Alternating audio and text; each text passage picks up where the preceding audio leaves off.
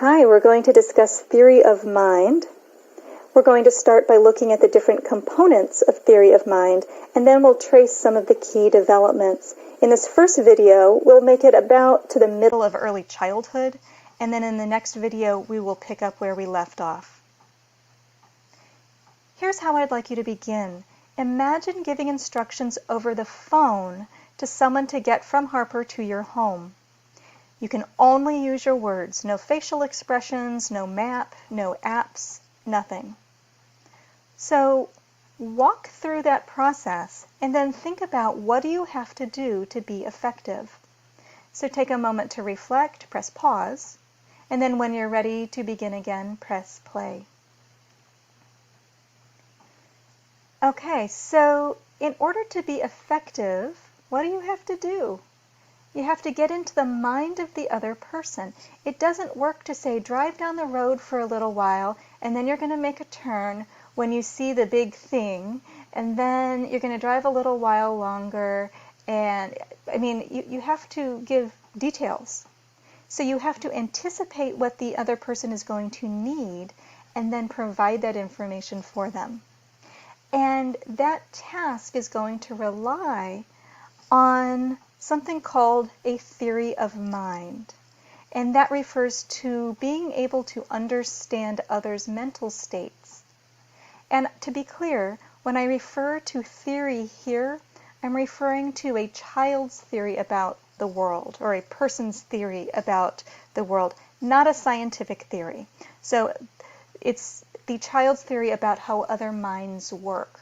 And it includes these various components. It includes understanding other people's emotions and intentions, knowledge and beliefs and desires, percepts, such as understanding what other people see, even when it's different than what you visually see, and understanding mentalistic understanding of non-literal communication, such as deception and humor and sarcasm, things like that.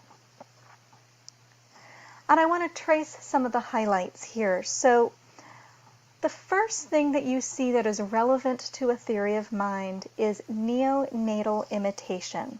Neonatal means newborn. Imitation meaning doing what somebody else is doing. This is not theory of mind per se, but it is certainly a precursor, because what it's showing is that even newborns are tuning into social cues in their world. And again, this is happening at birth. So there's a very famous set of studies done by Andy Meltzoff, who you see here in the image. And what he did in a very, very carefully controlled setting, this won't work at home. This was a very carefully controlled setting. But he would make certain facial expressions for a period of time at a baby who was spaced exactly at the distance where they could see the face best. And then the baby's facial expressions would be measured during that time period. And so during some of these periods, he would stick his tongue out. Other times he would open his mouth, and other times he would purse his lips. And statistically, babies were more likely to show the corresponding facial expression during that time.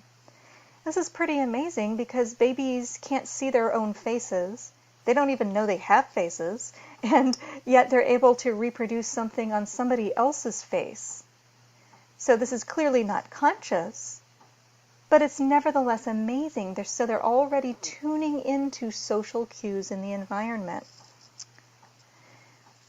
A big milestone that happens somewhere around 9 months is joint attention. Joint attention means being able to share attention about something out in the world. You might do that by pointing and then looking at what's being pointed at as opposed to the finger. You might do it by sharing a gaze where you're both looking at something in common. And this skill is going to be critical for the other skills that are going to be coming later, because you're able to share attention, share a little bit of somebody else's mind about information in the environment. Now, toddlerhood reveals some very important new skills. And there's a shift that happens around 18 months. So this is a really important point in development. In a previous lesson, we said around 18 months is when babies develop a full understanding of object permanence. And in later lessons, we will say that it's also a time when babies have a big burst of vocabulary. It's a time when there's a shift in their attachment relationships. It's a time when there's new understanding of the self, and so on. This is an important shift where that child is going from being a baby to really being more of a young child. And I want to start by showing you a quick clip of a task, and then we'll talk about what it means. But as you're watching, what did the task involve? What did the 14-month-olds do? And then what did the 18-month-olds do?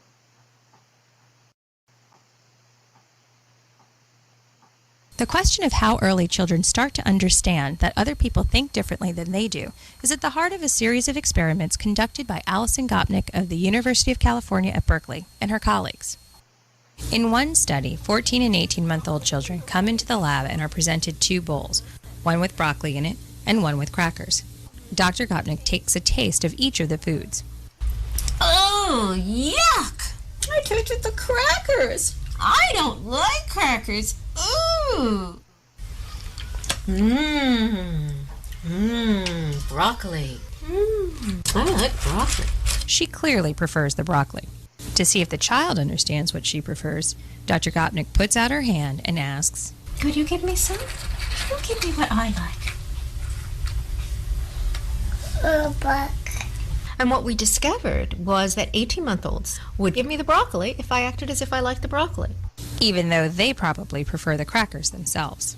So even these very, very little children already seem to have realized, okay, this is a strange person, she likes broccoli, but if that's what she likes, then that's what I'm going to give her. And that's a really amazing thing for children this young to know. Thank you. The 14-month-olds were not like that. The 14-month-olds would just always give me the crackers, whether I liked the crackers or the broccoli. Could you give me some and then I'll have some?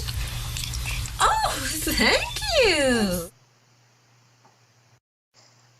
Okay, so this is a really simple task.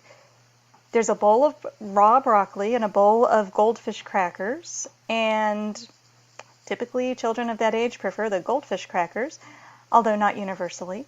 And she would say, broccoli, I love broccoli, yum. And then, ew, yuck, I don't like crackers. And then she'd put out her hand in between the bowls and say, may I have some? And the 14-month-olds would give her what they liked, no matter what she liked. And then the 18-month-olds would give her what she liked. So the 18-month-olds would give her the broccoli, even though broccoli was not what they preferred. So this is showing a really important shift in toddlers' understanding of other people's desires, starting to understand that other people can like things or want things that are different than what they want. Okay?